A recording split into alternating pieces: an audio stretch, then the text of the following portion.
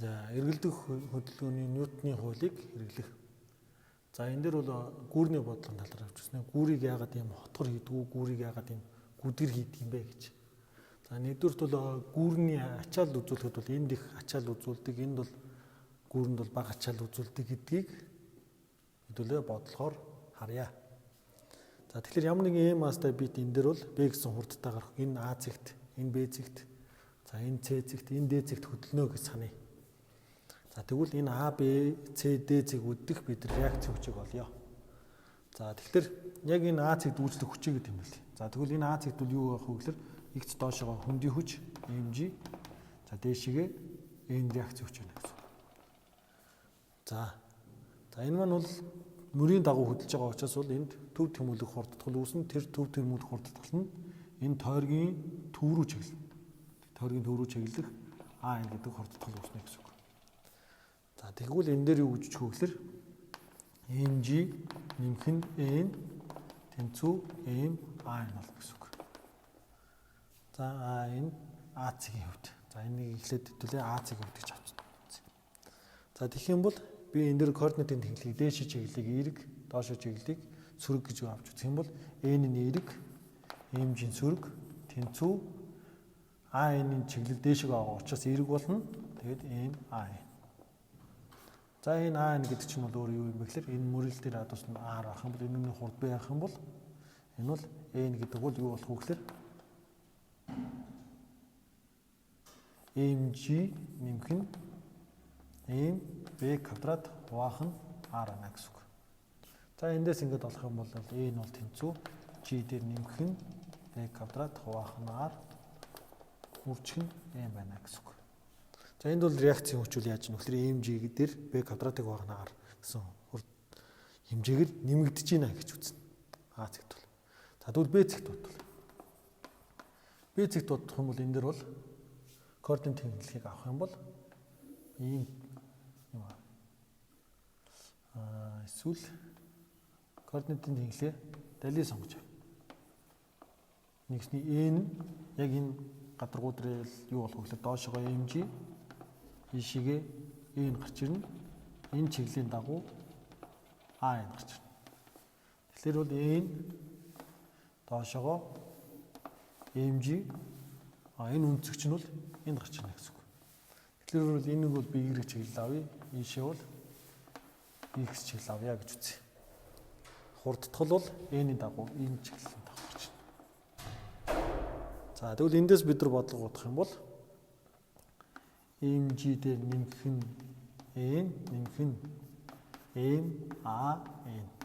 За энэ нь бол b зэг дээр бодож байгаа. За ингээ бодонгууд би энэ дээр x тэнхлийн дагуу аавна. Гэхдээ бидэрт бол x тэнхлийн дагуу хөдөлгөөн бол хэрэггүй. Би шиг хурдтай хөдөлж байгаа. Тэгвэл бидэрт бол юу хэрэгтэй гэхээр y тэнхлийн дагуу хөдөлгөх хэрэгтэй. Y тэнхлийн дагуу хөдөлгөөнийг авч үзэх юм бол n-ийн эерэг, mg энд бол өнцгийн насан катет нь гарч ирнэ. Тэгэхээр n-ээс хасах нь mg косинус төдд болчихно. Юу болчих вэ гэхээр mg-г эндээс задлах юм бол энэ тал нь mg косинус төддөө энэний өнцгийн эсрэг нь ийшээ гарч ирнэ. mg синус төдд болчихно гэсэн үг.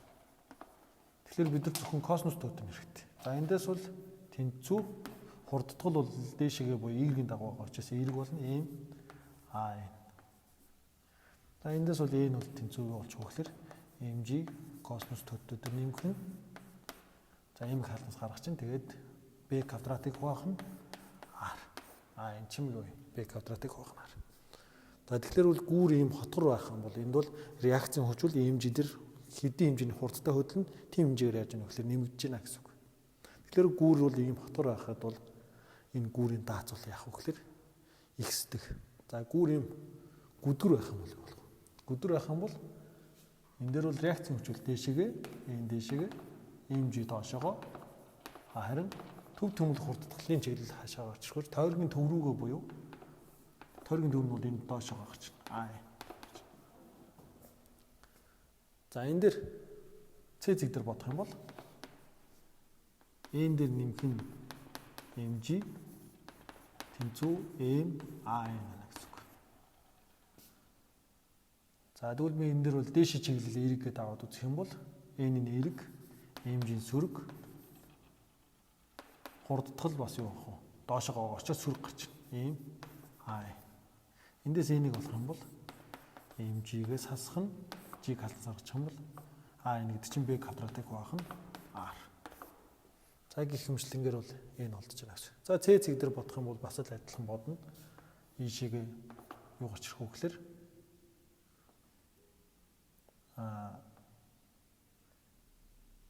энэ шиг юм уучгүй. И шигээ реакц өгч. Энэ дагуу и шигээ реакц өгч гарна. За энд хэмжээ болно. За энд төд өмцөг үүснэ гэж байгаа бодорой. За тэгээд энэ дээд цэг дээр бол та нар өөртөө бодох хэрэгтэй. Энэ дээр бол дээд цэг дээр бол энэ юу гарч ирэх вэ гэхээр энэ тэнцүү M-г хаалтнаас гаргаад G B квадрат R өрчхөн косинус төдөө. Хавш G косинус төдөөс хасах. G косинус төдөөс хасах нь B квадратыг хуваах нь R. Ийм хариу гарна. За энийг бол өөртөө бол хийч үзээд гаргаарай. За тэгэхээр бол бид нар бол гүүрийг бол ингэж гүдгэр хийх юм бол реакц хүч яадаг вэ гэхээр хүндийн хүчнээс бол яадаг шүү гэхээр багасаж өгдөг. Тийм учраас зүгээр ингээ гүүрийг гүдгэр хийхэд бол өндөрт даацсан нь бол яадаг вэ гэхээр багасдаг юм байна.